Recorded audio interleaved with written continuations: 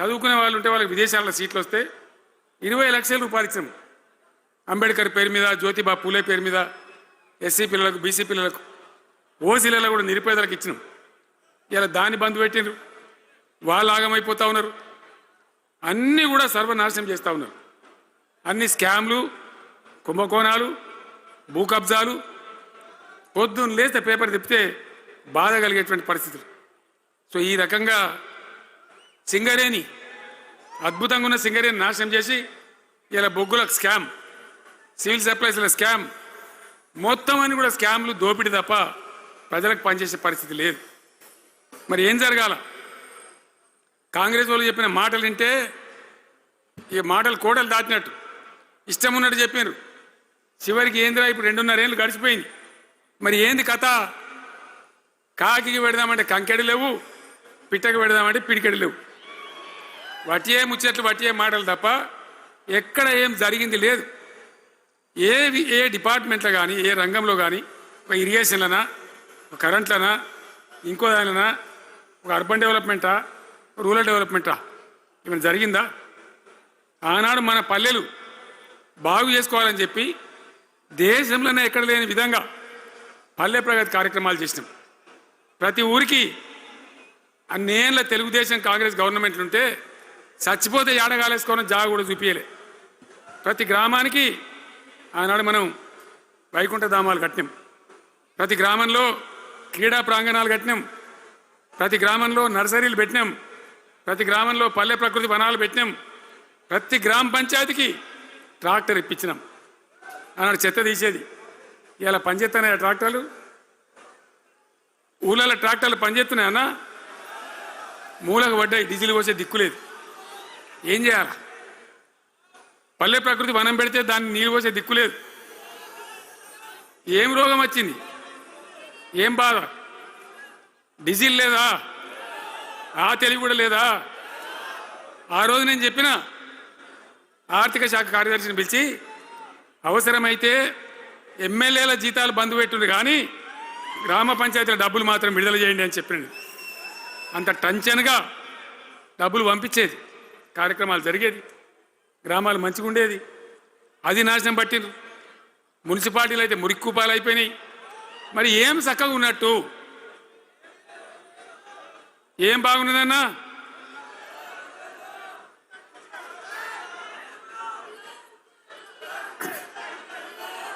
అందుకే జీవన్ రెడ్డి గారు లాంటి సీనియర్ నాయకుడు, అనుభవం ఉన్న వ్యక్తి నోటికెళ్ళి ఏం మాట వచ్చింది? కాంగ్రెస్ పోవాలి, బీఆర్ఎస్ రావాలి. ఎందుకు వస్తుంది ఆ మాట? వటిగానే వస్తుందా? బాధ్యత లేకుండా వస్తుందా? ఏది చూసినా కూడా చక్కదనం లేకపోతే, పొద్దున్న లేతే దోపిడి తప్ప ఇంకోటి లేకపోతే ఎందుకు ఈ పరిస్థితి వస్తుంది? రాష్ట్ర ఆర్థిక పరిస్థితి నాశనం, ఉద్యోగస్తులు ఆగం, రిటైర్డ్ ఉద్యోగస్తులు ఆగం, విద్యార్థుల జీవితాలు ఆగం, ఆటో కార్మికుల జీవితాలు ఆగం. ఎవరు చక్కగా ఉన్నాడు? సంతృప్తిగా ఎవరున్నారు? ఏం జరుగుతూ ఉంది? ఇది ఈ రాష్ట్రంలో ఉన్న పరిస్థితి. ఇక నేను చెప్పానంటే తెల్లారిదాకా చెప్పచ్చు. నేను ఒకటే మీద మనవి చేస్తూ ఉన్నా, ఖచ్చితంగా మళ్ళీ ఎట్టి పరిస్థితులలో ఎవరు ఏమన్నా సరే ఖచ్చితంగా రావాలి. ఇంకా ఈ అందానికి ఒకటి బోడముండ హైడ్రాని తెచ్చిపెట్టింది. దానికి ఆ హైడ్రాకు ఆ పిసిసి ప్రెసిడెంట్ అని ఉంటాడు ఆయన, కాంగ్రెస్ కమిటీ అధ్యక్షుడు, ఆయన నిజామాబాద్లో పోయి చెప్తుండు, హైదరాబాద్లో హైడ్రా, నిజామాబాద్ కూడా తెత్తాం బిడ్డ, నిజామాబాద్లో నిడ్రా, రేపు జగిత్యాలలో కూడా జిడ్రా అంటాడు. ఇక అది ఏం కావాలి? మొత్తం పేదల కొంపలన్నీ కూల్చుడేనా? కేసీఆర్ రాజ్యానికి వచ్చినప్పుడు 3.5 లక్షల మందికి పేదలు ఎక్కడ ఉన్నారో అక్కడనే పట్టాలు ఇచ్చినాం. వాళ్ళని ఆగం చేయకుండా పాపం గదివోళ్ళు 3.5 లక్షల కుటుంబాలకు హైదరాబాదు చుట్టుపక్కల వేరే పట్టణాల్లో కూడా పట్టాలు ఇచ్చిన వాళ్ళని బతకనిచ్చింది. ఇలా ఏం కూలగొట్టుడు? అది పుస్తకాలు కూడా తీసుకుని పోరాటాలు చదువుకునేటి అంతే గిరితమా? నేను ఒక్కటే మాట మనవి చేస్తా ఉన్నా, గ్యారంటీగా బీఆర్ఎస్ గవర్నమెంట్ వచ్చేది ఖాయం. మొట్టమొదటి రోజులనే ఈ ఐటాంటోని ఎత్తి అవతల వరిస్తామని చెప్పి నేను మనవి చేస్తా ఉన్నా. తీసేయన్న దాన్ని. హైడ్రాన్ తీసేయనన్నా పక్క మాటనా మళ్ళా మొదలు పెట్టిరా ఇక జరాగు 5 నిమిషాలు అది అయిపోతుంది. హైడ్రాన్ పీకేసి మొదటి సంతకంతోనే తీసి చెరువులో వాడేస్తాం దాన్ని. ఇప్పుడు మనం చేయలేం 46,000 చెరువులు మంచిగా చేసినాం. ఏమన్నా గుడిసె కూడా కొలగొచ్చామా, ఇల్లు కూడా వచ్చామా? ఇదేమి ఇచ్చేంతరం నాకు అర్థం కాదు. మూసి అని దాని ఎంబడి వాడారు, దానికి ఆడ గరీబులు ఉంటారు పాపం. మూసి ఎంబడిన గరీబులను వాళ్ళని ఏమి ఏడిపించడు? పొద్దున్న లేతే వాళ్ళు నిద్రపోకుండా వాళ్ళ కంటి మీద కొనుక్కు లేకుండా అది ఎవడు చేసే ప్రాజెక్ట్ అయ్యేది కాదు, పీకేది అవుతుందా? 15,000 ఇల్లు కూడా కొడతారట. ధర్మమేనా అది? ఈ రకంగా ఇప్పుడు పనికి మాలిన హైడ్రా తెచ్చి మూసి అది చెయ్యాలి, మూసి మంచిగా చేయాల్సిందే బద్దనేవాడు అన్నాడు. అన్ని వేల ఇల్లు కూడా కొట్టడం ఎందుకు నాకు అర్థం కాదు. అలా ఏం లేదు, భూములు కబ్జా పెట్టే రియల్ ఎస్టేట్ దందా తప్ప దానిలో ఏం లేదు. మూసి ప్రజల కోసం కాదు, నగర ప్రజల కోసం కాదు, ఈజీగా చేయగలిగిన దాన్ని, మామూలుగా చేయగలిగిన దాన్ని నాశనం బట్టి దాన్ని కథం పడతా ఉన్నా. ఏది చూసినా కూడా ఒక రకమైన దోపిడీ, ఒక రకమైనటువంటి గుండాగిరి, అరాచక వ్యవస్థతో ముందుకోతున్నారు తప్ప ప్రజా సంక్షేమాన్ని కాంక్షించి ఒక్క స్కీమ్ కూడా రాలే. ఇరిగేషన్ ప్రాజెక్టులు అన్ని పండబెట్టింది. ఏం రోగం? ఒకనాడు కాకతీయ కాలువ మీద, మన వరద కాలువ మీద మోటార్లు పెడితే ఏం కోసాది?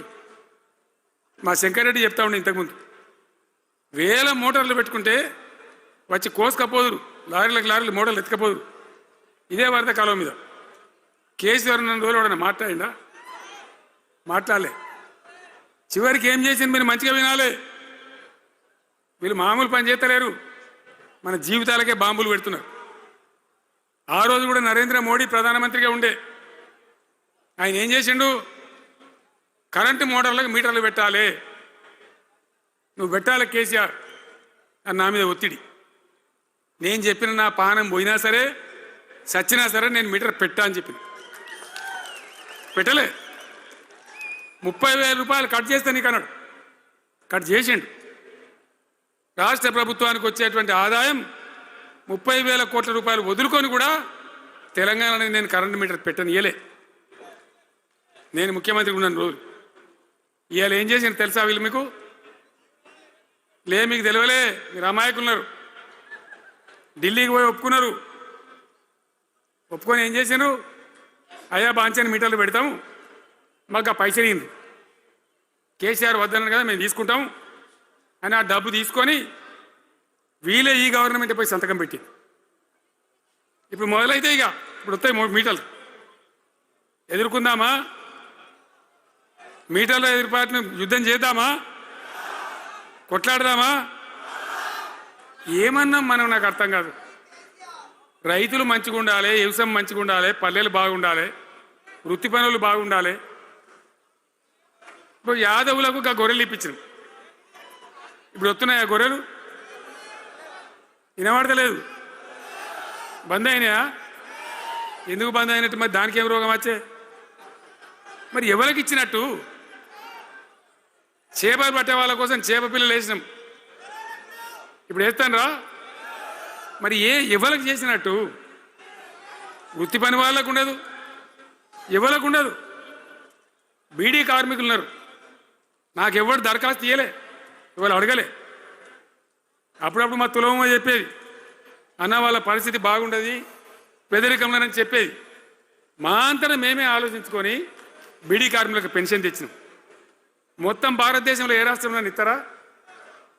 వాళ్ళకి పెన్షన్లు పెంచుతామని ఎగబెట్టినరా? వాళ్ళకు కాదు, ఎన్ని ఆశలు. ఇంట్లో ఉన్న ఆడపిల్లకు 5 లక్షలు మహాలక్ష్మి అని పేరు పెట్టి 2,500 నెలకిస్తామని ఇచ్చిండ్రా?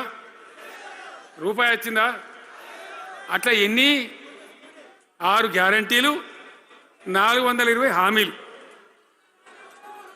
స్కూటీలు ఎక్కడ వాయే? స్కూటీల్లో మనలే, ఇంకా స్కూటీలు ఎక్కడి? ఏమన్నా నచ్చినాయా?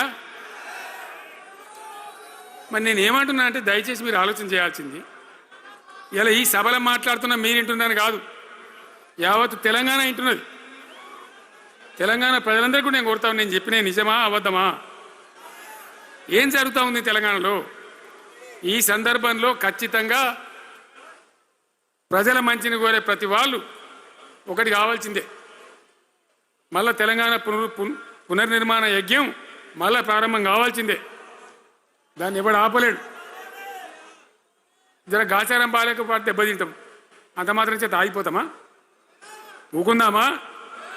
పోరాటం చేయాల్సిందే, వీళ్ళని నిలదీయాల్సిందే. ఖచ్చితంగా తెలంగాణ పునర్నిర్మాణ ప్రక్రియ, ఆ యజ్ఞం మళ్ళా ప్రారంభం కావాల్సిందే. తెలంగాణ ప్రజలు గెలిచి నిలవాల్సింది. మొత్తం ప్రాజెక్టు పండబెట్టినండి. పాలమూరు ఎత్తిపోతల పథకం 90% పూర్తి చేసినాం. కొద్దిపాటి డబ్బుతో అయిపోతుంది. వలసల జిల్లా, కరువు జిల్లా, వాళ్ళని నాశనం పట్టిండ్రు. అన్ని అబద్ధాలు. ఒక్కటి కూడా ఒక క్రియాన్వితమైనటువంటి ప్రజలకు పనికొచ్చేటువంటి ఏ రకమైన నిర్మాణాత్మక పని లేకపోగా కూల్చివేతలు, కాల్చివేతలు, పోలీస్ దాడులు, ఎవడన్నా ఎదురుగా మాట్లాడతామని పట్టుకపోవడు. ఇది రాజకీయమా? ఈ రకమైన కథన? దయచేసి మీ అందరితోని నేను కోరేది ఒకటే, చాలా సంతోషం. నేను జగిత్యాలకు వచ్చిన సందర్భంలో జీవన్ రెడ్డి గారి వెంట మీరు తండోపతండాలుగా తరలి వచ్చాను.